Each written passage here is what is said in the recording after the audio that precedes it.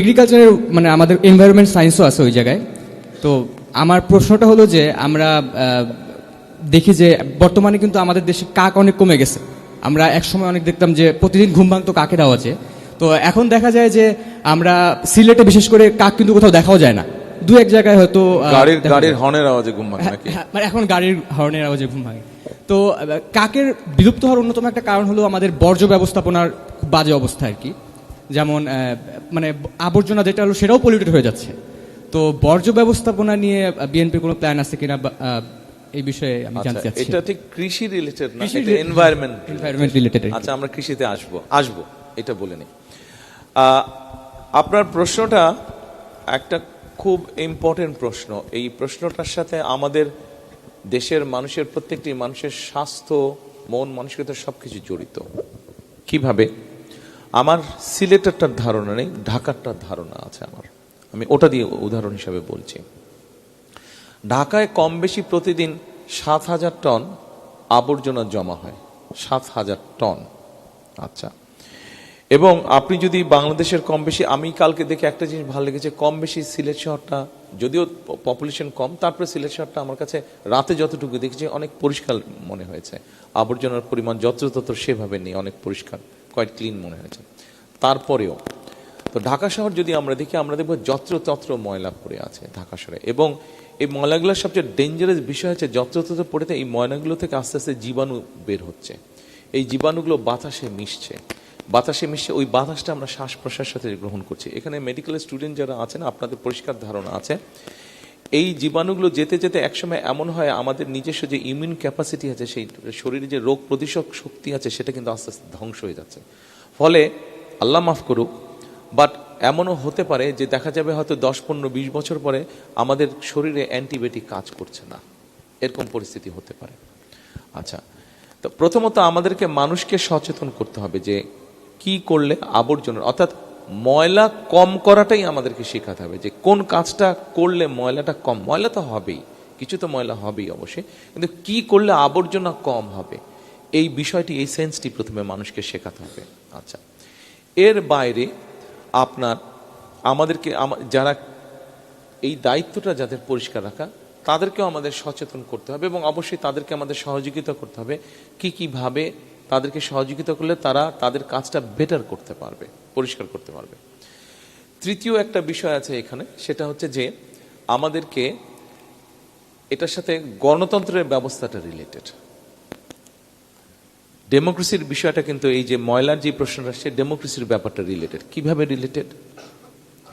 আপনি যদি সত্যিকার ভাবে আপনার শহরের ওয়ার্ড কাউন্সিলর যে হয় বা মেয়র যে হয়, অথবা আপনার ইউনিয়ন পরিষদের যে মেম্বার হয় অথবা চেয়ারম্যান হয়, আপনি যদি ধীরে ধীরে গণতন্ত্র প্র্যাকটিস করার মাধ্যমে সত্যিকার ভোটের মাধ্যমে যদি আপনি এই ব্যক্তিগুলোকে নির্বাচিত করতে পারেন, তখন তাদেরকে গিয়ে আপনি বলতে পারবেন যে এই ময়লাগুলা কেন পরিষ্কার হচ্ছে না, কারণ আপনার কথা তখন মূল্য আছে। সো গণতন্ত্র কিভাবে এখানে আমাদেরকে সাহায্য করতে পারে, এটাও কিন্তু একটা বিষয় আছে, যে আমাদেরকে আমাদের শহর পরিষ্কার রাখার জন্য, সামগ্রিকভাবে সমগ্র দেশ পরিষ্কার রাখার জন্য গণতন্ত্র does matter, very important matter, plays a very important role গণতন্ত্র। আচ্ছা, এবার আসুন আমাদের একটা চিন্তা ভাবনার কথা শেয়ার করি।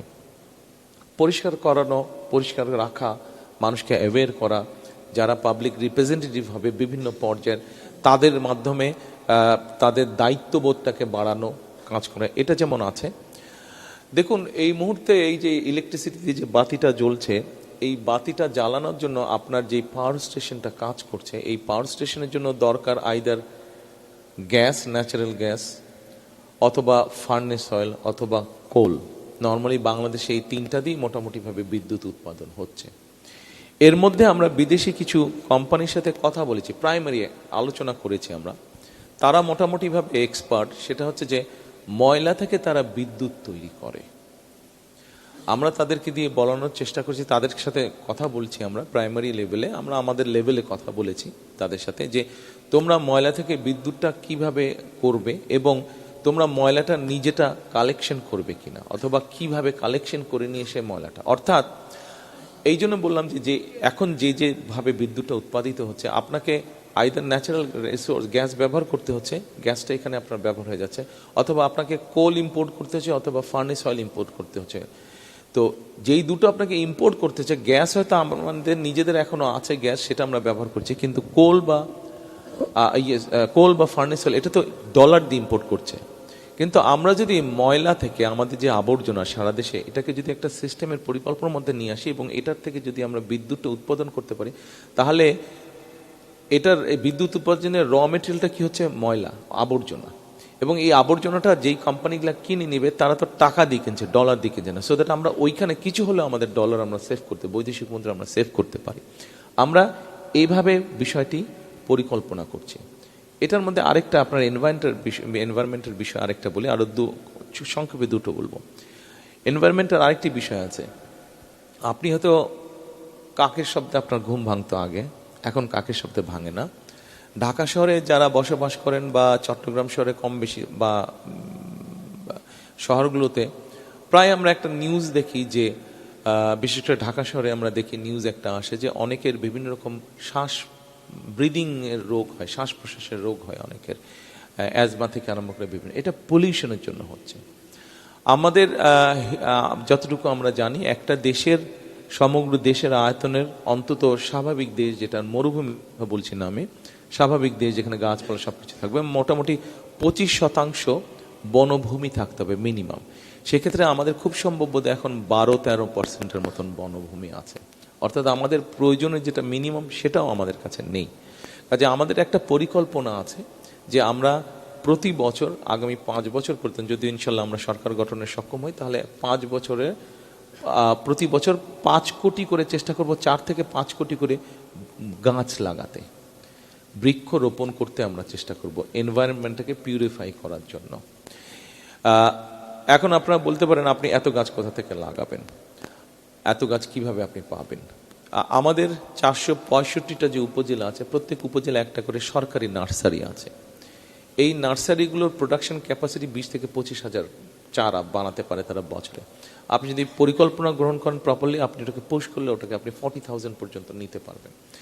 এর বাইরে আরও সারা দেশে প্রাইভেট সেক্টরের নার্সারি যেগুলো আছে, যারা গাছের চারা গাছ তৈরি করে, আরও যেগুলো আছে, সব মিলিয়ে প্রায় লক্ষাধিকের মতন নার্সারি সারা দেশে আছে। আমরা যদি যেই সময়টা গাছ লাগানোর সময় কোনটা আপনার ধারণা আছে বলুন তো? কোন সিজনে গাছ লাগায়? রাইট, ইয়ার বর্ষাকালে। কৃষির স্টুডেন্ট তো বলতেই পারবে। বর্ষাকালে গাছ লাগায়। তাহলে বর্ষাকালটা যদি আমরা 3 মাস ধরি, তাহলে পরবর্তী 8 বা 9 মাস যেটা টাইম থাকবে, সেই সময়টা আমরা চারাগুলা তৈরি করব। এবং আমরা যদি সেই চারাগুলো সঠিকভাবে ডিস্ট্রিবিউট করতে পারি, সঠিকভাবে প্ল্যানিং নিতে পারি, আমরা মানুষকে উদ্বুদ্ধ করতে পারি, তাহলে এই কাজটা, এই প্রোগ্রামটা আমরা সাকসেসফুল ইনশাল্লাহ করতে পারবো। এটার মাধ্যমে আমরা আমাদের পরিবেশটাকেও দূষণ মুক্ত আমরা করতে পারবো পরিবেশটাকে ধীরে ধীরে। শুধু কাক না, তখন আরো পাখি আসবে। গাছ যখন হবে তখন আরো পাখি আসবে কাকের সাথে, এবং নিঃসন্দেহে আপনি তখন কাকের আওয়াজ অনেক বেশি পাবেন।